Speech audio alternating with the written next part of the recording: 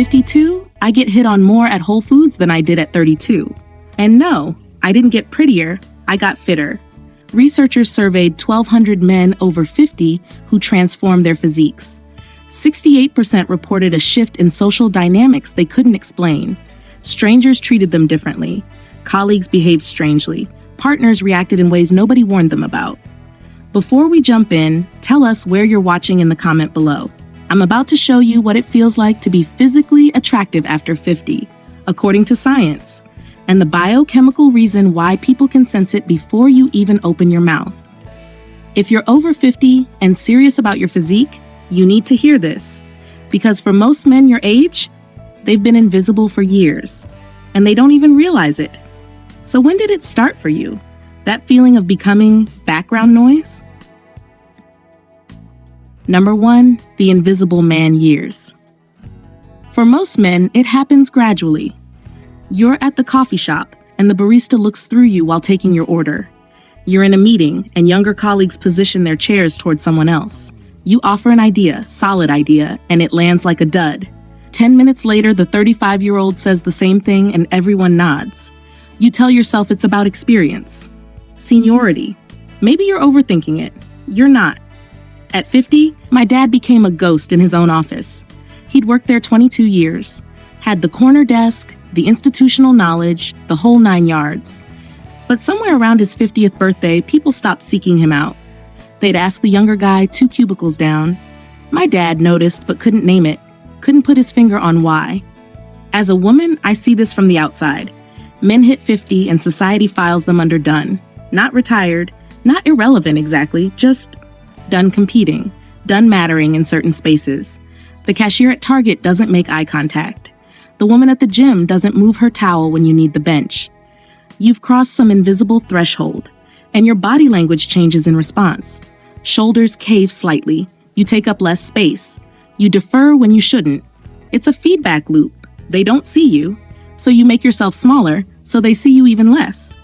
But here's what most men don't realize. This isn't inevitable. It's reversible. And the reversal doesn't start with how you look. It starts with your biochemistry. And that's where things get interesting. Number 2, the biology of being seen. Scientists didn't just study what changes when men over 50 get fit. They studied why strangers respond differently. And the answer? It's primal.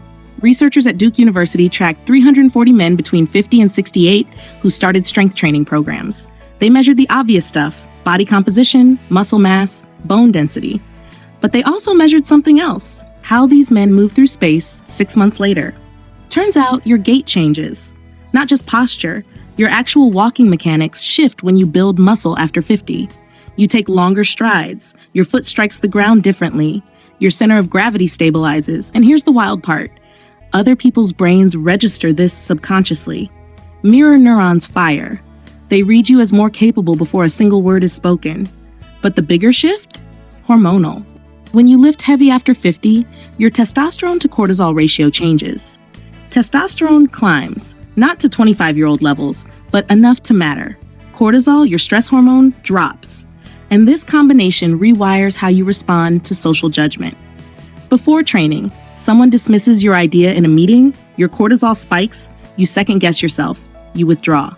After 6 months of consistent lifting, same dismissal, lower cortisol response, you hold your ground, you speak up again. It's not confidence in the motivational poster sense, it's biochemistry. Your nervous system literally processes social threat differently. And people smell it, not metaphorically, literally. A 2019 study out of McGill found that androstenedione, a testosterone byproduct secreted in sweat, increases in men who strength train regularly. Women rated the scent of fit men over 50 as more attractive than younger sedentary men in blind smell tests. They couldn't see the physiques, just the pheromones. So when I say I get more attention at 52, I'm not talking about a new haircut. My body chemistry changed. And humans are wired to detect that before conscious thought kicks in. Most men think attraction after 50 is about abs or arms. It's about the signals your biology broadcasts. But knowing the science doesn't prepare you for the sociology. Because once people start seeing you differently, you've got to navigate attention you didn't ask for. And most men, they don't They blow it completely. Number 3, the attention you didn't ask for. Because once people start seeing you differently, you've got to navigate attention you didn't ask for. And most men, they blow it completely.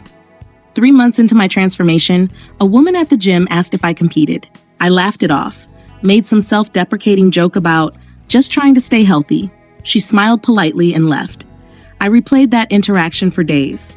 Why did I deflect? Why couldn't I just say thanks? Because at 50 plus, you're not used to being noticed. And when it happens, your default response is discomfort. Same thing happens in professional settings. You're suddenly leadership material in meetings where you used to fade into the walls. Younger colleagues start asking for mentorship. Your opinion carries weight it didn't 6 months ago. And if you're not careful, you'll either downplay it or overcorrect. Get cocky, flex too hard, make it weird. The trap most men fall into. They mistake attention for validation. They start chasing it, checking themselves in every reflective surface, fishing for compliments, posting thirst traps at 58. Don't do that. The men who sustain this, who stay fit and attractive into their 60s and 70s, treat attention like background music. It's there, they register it, but they don't dance to it. They train because they want functional strength. They eat clean because they feel sharper. The attention is a byproduct, not the goal. And honestly, some of the attention you'll get isn't flattering. It's awkward. A colleague's wife might flirt at a company dinner. A friend might suddenly get competitive at the gym. Someone half your age might hit on you at a bar, and you'll have no idea how to handle it without sounding like a creep or a coward. My advice, keep your head down and your standards up. Acknowledge compliments without fishing for more. Stay focused on why you started this in the first place. Because the toughest adjustment isn't with strangers or coworkers, it's at home. Number 4, the relationship recalibration. And if you're married or in a long-term relationship, your partner is about to notice the shift before you do. Their reaction? It'll fall into one of 3 categories, and one of them might end the relationship. Category 1, pride. Your partner brags about you, shows off the progress pics, gets a kick out of watching other people notice you. This is the best case scenario, and honestly, it's rarer than you think. Category 2, indifference. They supported you through the process, they're happy you're healthier, but they don't really care about the external attention. Their attraction to you isn't tied to your biceps. Category 3, insecurity. And this is where it gets messy. Because when you change your body after 50, you're changing the dynamic that's been set for decades. Your partner might start asking why you're suddenly trying so hard. They might accuse you of wanting attention from other people. They might feel threatened by something they can't name. A study from the University of Miami followed couples where one partner underwent significant physical transformation after age 50. They called it mate value discrepancy. When one partner becomes noticeably more attractive, the other partner's anxiety spikes. I'll be honest with you, I didn't see this coming. My husband was supportive at first, drove me to the gym, meal prepped with me, the whole deal. But 6 months in, things shifted. He started making comments about how much time I spent training. Got weird when other men talked to me. We had a fight about it that almost derailed everything. Turns out, he felt left behind, and instead of telling me, he got defensive. If you're in a relationship, talk about this before your body changes, not after. Because by the time someone else compliments your physique, the insecurity's already taken root. And if you're single, dating after 50 with a fit body is a different animal. You'll attract more people, sure, but you'll also attract the wrong people for the wrong reasons. Sorting through that takes wisdom your 30-year-old self didn't have. The transformation doesn't just recalibrate your relationship with your partner, it recalibrates your relationship with yourself. Number 5, what actually matters. Because after a year of navigating this, the attention, the biochemistry, the relationship shifts, you realize something nobody mentions in the fitness videos. The attention isn't the point. It never was. It's a mirror. It shows you what you actually value. Are you training for validation? For your health? To prove something to yourself or someone else? The answer matters more than your bench press max. I started this journey because I felt invisible, wanted to feel alive again. And the attention confirmed I'd succeeded for about 3 weeks. Then it became noise. What stuck? The way I moved through my day with more energy, the clarity I felt after lifting heavy, the fact that I could carry all the groceries in one trip without thinking twice. Men who sustain fitness after 50 don't obsess over the mirror. They obsess over performance. Can I hike that trail without stopping? Can I play with my grandkids without my back giving out? Can I still do the work that matters to me without my body being the limiting factor?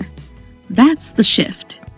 And yeah, you're 55 or 62 or 70, you've got decades of wear and tear, maybe a bum shoulder or a knee that clicks. You're not training for a bodybuilding stage, you're training to stay in the game. So forget the six-pack. Focus on the 6 foundational movements: squat, hinge, push, pull, carry, rotate. Master those and your body will respond. The muscle will come, the strength will come, and yeah, the attention will come too. But by then, you'll care less about it than you thought you would, because the real transformation isn't how others see you, it's how you see yourself when nobody's watching. So where does that leave you? At 52, I still get attention at the grocery store, but I don't go to the gym for that anymore. I go because I refuse to fade into the furniture of my own life. And if you're over 50 and training seriously, you already know what I'm talking about. Getting fit after 50 changes your body, changes how people see you, changes how you see yourself. The science explains the attention, the biochemistry, the pheromones, the social dynamics. But your values determine what you do with it. And that second part, that's where the real work happens. If you're serious about this, about building strength, staying in the game, not just chasing compliments, subscribe. I make content from the truth, not the highlight reel. And drop a comment. Has your social world shifted since you started training? I'm curious. Still figuring this out myself. Next week, I'm breaking down training splits that actually work after 50.